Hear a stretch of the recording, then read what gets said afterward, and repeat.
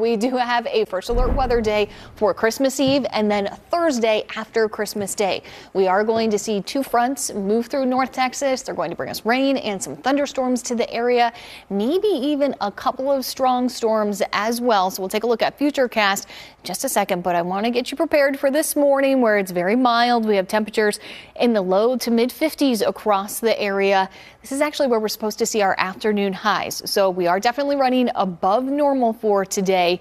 We'll continue to see our temperatures climbing into the mid to upper 60s this afternoon.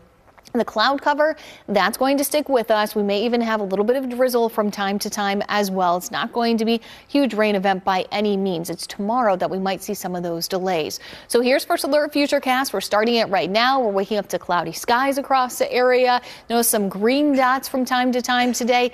That would be some of that drizzle. But the rain starts to pick up towards sunrise tomorrow morning as our next front moves in. So we'll wake up to rain on First Alert radar. We'll likely see a couple of thunderstorms moving in as we get towards the midday hours, especially to the northeast. And then this line is going to track southeast. So around 5 to 6 o'clock, we're likely going to be drying out in the Metroplex. And then we'll continue to see that drying trend overnight. Great news for Santa's flight.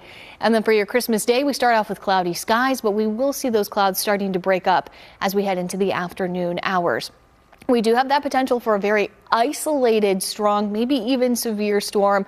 We're talking hail and winds. We're not talking tornadoes. So we could get some hail maybe to the size of quarters, likely around nickels or pennies with any of those stronger thunderstorms. But for your Christmas Day, we are going to stay dry. We're looking at 60 degrees. That mix of sun and clouds will wake up to the upper 40s. But then on Thursday, here comes our next system, and likely see that rain picking up right through the midday hours once again, and then clearing out as we head into the overnight hours with drier conditions on the way for Friday. But east of 35 over the upcoming week could pick up a couple of inches of rain, really closer to about half an inch up to 2 inches for areas west of 35. So we will be watching for some isolated flooding, especially as we get towards Thursday evening in our eastern areas. But that First Alert 7-day forecast showing temperatures back in the upper 60s this weekend, even sunshine by Sunday.